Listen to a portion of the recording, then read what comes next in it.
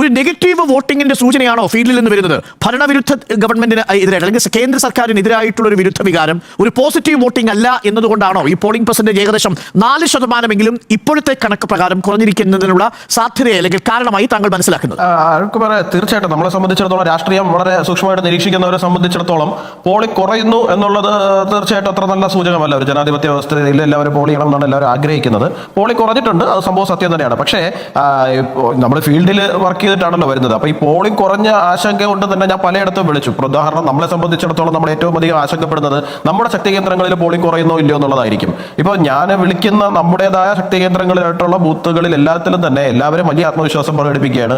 നമ്മുടെ വോട്ടുകളെല്ലാം തന്നെ എത്തിയിട്ടുണ്ട്, നമ്മൾ ഉദ്ദേശിച്ച വോട്ടുകളെല്ലാം തന്നെ പോളിംഗ് ബൂത്തുകളിൽ എത്തിയിട്ടുണ്ട് എന്നുള്ളതാണ് എല്ലാ മേഖലയിലും. ഇപ്പൊ തിരുവനന്തപുരം സെൻട്രലിൽ നമ്മുടെ ബൂത്തുകളിലായിരുന്നാലും ശരി, നിയമമണ്ഡലത്തിലെ നമ്മുടെ ബൂത്തുകളിലായാലും വട്ടിയൂർക്കാവിലായിരുന്നാലും എല്ലായിടത്തും നമുക്ക് കിട്ടുന്ന ഒരു ഇൻപുട്ട് എന്ന് പറഞ്ഞു കഴിഞ്ഞാൽ നമ്മുടേതായ വോട്ടുകളെല്ലാം തന്നെ പോൾ ചെയ്യിക്കാൻ സാധിച്ചിട്ടുണ്ട്. പിന്നെ പലയിടത്തും എന്താണ്, ഇപ്പൊ ഉദാഹരണം ബാലരാമപുരത്തൊക്കെ ഞാൻ വിളിച്ചപ്പോൾ അവർ പറയുന്നതെന്ന് പറഞ്ഞു കഴിഞ്ഞാൽ ഇടതുപക്ഷത്തിന്റെ ക്യാമ്പിലും UDF-ന്റെ ക്യാമ്പിലും ഒരു നിസ്സംഗത ഉണ്ടായിരുന്നു. അവരൊന്നും വലുതായിട്ട് ഈ ആൾക്കാരെ പോളിംഗ് ബൂത്തിൽ എത്തിക്കാൻ വേണ്ടിയിട്ട് വാഹനങ്ങൾ അറേഞ്ച് ചെയ്യുന്നൊന്നും കണ്ടില്ല. ബട്ട് നമ്മുടെ ബൂത്തുകളെല്ലാം ലൈവ് ആയിരുന്നു എന്നുള്ളൊരു ഇൻഫർമേഷനാണ് എനിക്ക് അവിടെ നിന്ന് ലഭിച്ചത്.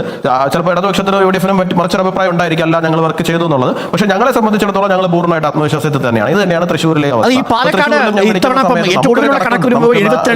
ഒരുപക്ഷെ 73-74% ആയേക്കാം വരുന്ന മണിക്കൂറുകളിൽ ആ ക്യൂ നിൽക്കുന്ന അകത്തത്ര അടക്കം ചില ക്യൂകൾ കാണുന്നുണ്ട്. പക്ഷേ അപ്പോഴും കഴിഞ്ഞ തവണ പാലക്കാട് രേഖപ്പെടുത്തിയത് 77.77%. അങ്ങനെ വന്നാൽ പോലും ഒരു 4% കുറവ് പാലക്കാട് ഉണ്ടാവും. തൃശ്ശൂരിലാണെങ്കിൽ ഇത്തവണ രേഖപ്പെടുത്തിയിരിക്കുന്നത് ഇപ്പോഴുള്ള കണക്ക് പ്രകാരം 71%. അത് പക്ഷേ 74-75 ആയാൽ പോലും കഴിഞ്ഞ തവണ തൃശ്ശൂർ രേഖപ്പെടുത്തിയത് 77.94%.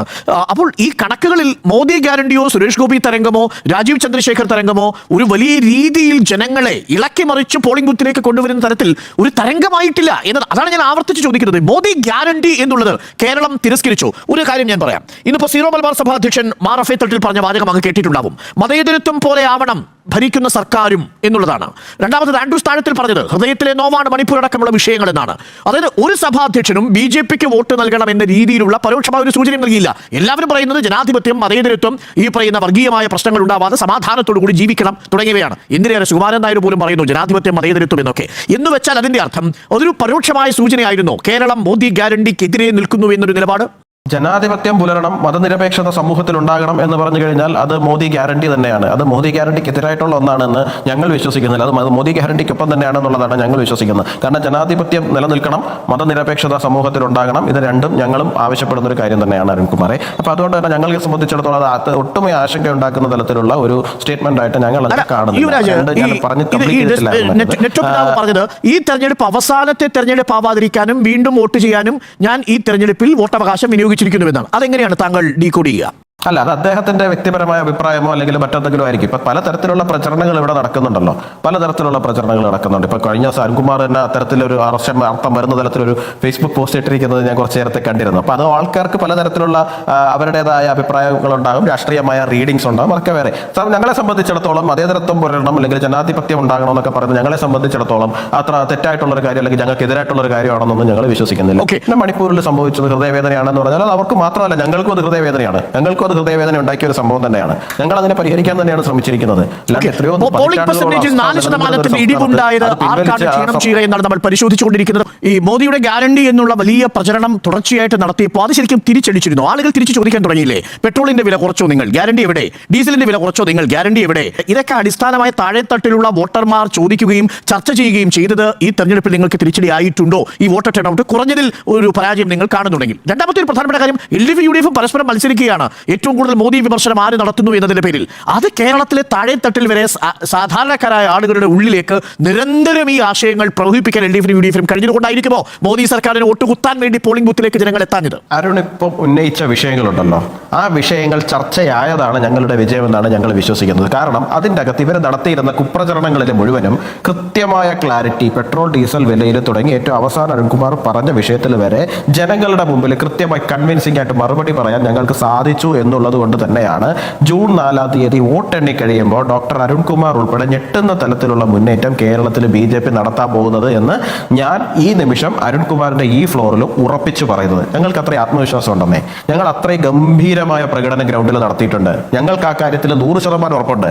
ഇപ്പോൾ ശരിയാണ്, പോളിംഗ് കുറഞ്ഞിട്ടുണ്ട്, ഇല്ലാതെ അതിന് ഒരുപാട് ഫാക്ടേഴ്സ് അതിനകത്ത് കാരണമായിട്ടുണ്ടാവും. ഇപ്പോൾ 1-2 ഒന്നും അല്ല, ഒരുപാട് ഫാക്ടേഴ്സ് അതിനകത്തുണ്ടാവും. പക്ഷെ ഞങ്ങളെ സംബന്ധിച്ചിടത്തോളം ജനങ്ങളുമായിട്ട് ഞങ്ങൾ ഇടപെട്ടതിൽ, ഞങ്ങൾ ക്യാമ്പയിൻ നടത്തിയത്, അവരുടെ ഫീഡ്ബാക്ക് ഞങ്ങൾക്ക് ലൈവായിട്ട് ലഭിച്ചതിൽ ഞങ്ങൾക്ക് ഉറപ്പാണ് ജനങ്ങൾ ഞങ്ങൾക്കൊപ്പമായിരുന്നു എന്നുള്ള കാര്യത്തിൽ. 2019-ലോ 2014-ലോ പോലെ ആയിരിക്കില്ല, അതിഗംഭീരമായ മുന്നേറ്റമായിരിക്കും കേരളത്തിൽ BJP. തെരഞ്ഞെടുപ്പിന്റെ ആദ്യഘട്ടത്തിൽ 102 മണ്ഡലങ്ങൾ തെരഞ്ഞെടുപ്പിലേക്ക് പോകുമ്പോൾ മോദി ഗ്യാരണ്ടിയെ കുറിച്ച് സംസാരിക്കുന്നു നരേന്ദ്രമോദി, രാമക്ഷേത്രത്തെ കുറിച്ച് സംസാരിക്കുന്നു നരേന്ദ്രമോദി. പക്ഷേ 102 മണ്ഡലങ്ങളിൽ തെരഞ്ഞെടുപ്പ് കഴിയുമ്പോൾ വീണ്ടും മോദി സംസാരിക്കുന്നത് മുസ്ലിം വിരുദ്ധമായിട്ടുള്ള ആശയങ്ങൾ, അതായത് കോൺഗ്രസ് മുസ്ലിങ്ങൾക്ക് വേണ്ടി പാവപ്പെട്ട ഹിന്ദുക്കളുടെ ഒക്കെ സ്വത്തുക്കളും മംഗല്യസൂത്രങ്ങളും ഒക്കെ പിടിച്ചെടുക്കും തുടങ്ങിയ തരത്തിലുള്ള വംശീയതയുള്ള വാക്കുകളാണ്. അതാണല്ലോ ഇപ്പോൾ തെരഞ്ഞെടുപ്പ് കമ്മീഷൻ JP നദ്ദയ്ക്ക് നോട്ടീസ് അയച്ചിരിക്കുന്നത്.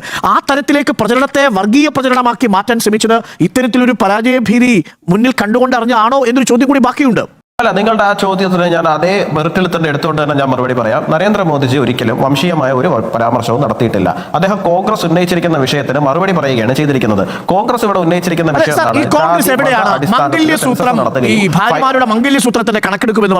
ഫൈനാൻഷ്യൽ സർവേ നടത്തുമെന്ന് പറയുമ്പോൾ ഒരു വ്യക്തിയെ സംബന്ധിച്ചിടത്തോളം ആ വ്യക്തിയുടെ ഫൈനാൻഷ്യൽ സർവേ നടത്തുക എന്ന് പറഞ്ഞാൽ ആ വ്യക്തിയുടെ ലാൻഡ്, ആ വ്യക്തിയുടെ പ്രോപ്പർട്ടീസ്, ആ വ്യക്തിയുടെ വീട്ടിലെ വെഹിക്കിൾസ്, ആഭരണങ്ങള്, ഉൾപ്പെടെയുള്ള കാര്യങ്ങളും വരുന്നതാണ് അരുൺകുമാറെ. അല്ല, ഹിന്ദുക്കളുടെ സർവേ എന്നാണോ പറഞ്ഞിരിക്കുന്നത്? എന്തുവായി പറയുന്നത്? അല്ലല്ലോ, രാജ്യത്തിന്റെ സർവേ എന്നാണ് പറഞ്ഞിരിക്കുന്നത്. ആ വ്യക്തിയുടെ സർവേ സോഷ്യോ ഇക്കണോമിക് ആ സർവേ അതിൽ സെൻസസിന് ശേഷം എക്കണോമിക് സർവേ രാജ്യത്ത് നടക്കുന്നതിന് പ്രിയങ്ക ഗാന്ധി അല്ലല്ല അരുൺകുമാർ, നിങ്ങൾ അങ്ങനെ പറയരുത്. എനിക്ക് അതിന് മറുപടി കൃത്യമായിട്ട് പറയണം. രാഹുൽ ഗാന്ധി നടത്തിയിരിക്കുന്ന സ്പീച്ചിൽ ഏത് വിഭാഗത്തിന്റെ, ഏത് വർഗത്തിന്റെ കയ്യിൽ, ഏത് വിഭാഗത്തിന്റെ കയ്യിലാണ് ഈ സ്വത്തിരിക്കുന്നതെന്ന് അറിയണമെന്നാണ് പറഞ്ഞിരിക്കുന്നത്. പ്രിയങ്ക ഗാന്ധി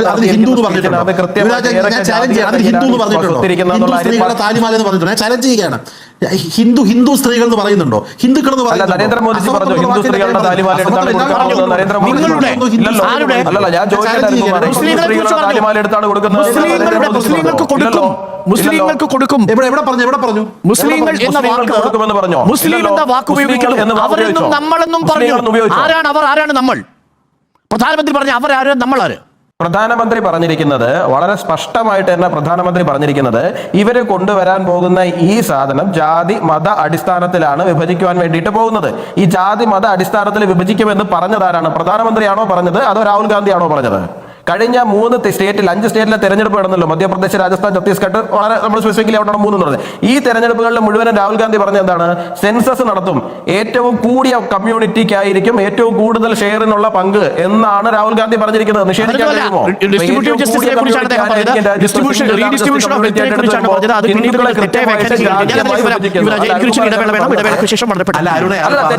ഞാൻ വളരെ ശരിയായിട്ട് തന്നെയാണ് വ്യാഖ്യാനിക്കുന്നത്. തെറ്റായിട്ട് വ്യാഖ്യാനിക്കുന്നത് നിങ്ങളാണ്. ഏറ്റവും ഒടുവിൽ ഈ പോളിംഗ് പെർസെന്റേജ് കുറയുമ്പോൾ സാധാരണയുള്ള കണക്ക് കൂട്ടൽ ഭരണവിരുദ്ധ വികാരം ഇല്ലാത്തത് കൊണ്ട് പോളിംഗ് പെർസെന്റേജ് കുറഞ്ഞു നിൽക്കുന്നു എന്നൊരു പരമ്പരാഗതമായിട്ടുള്ള രാഷ്ട്രീയ നിരീക്ഷകരുടെ ഒരു ആശയമുണ്ട്. അത് കേന്ദ്രത്തിലാണോ സംസ്ഥാന സർക്കാരിനാണോ ബാധകമാവുക? അല്ല, പരമ്പരാഗതമായിട്ട് കേരളത്തിൽ കണ്ടുകൊണ്ടിരിക്കുന്ന തെരഞ്ഞെടുപ്പ് റിസൾട്ടുകളെ മുഴുവൻ അട്ടിമറിക്കുന്ന റിസൾട്ടാണ് വരാൻ പോകുന്നത്. അതിന്റെ ഒരു പരിശോധന, അതിന്റെ ഒരു റിഫ്ലക്ഷൻ മാത്രമാണ് നമ്മൾ ഇപ്പോൾ കണ്ടിട്ടുള്ളതെന്ന് മാത്രമേ ആ വിഷയത്തിൽ എനിക്ക് പറയാനുള്ളൂ. ജൂൺ 4-ാം തീയതി നിങ്ങളെല്ലാം ഞെട്ടും, ഉറപ്പാണ്.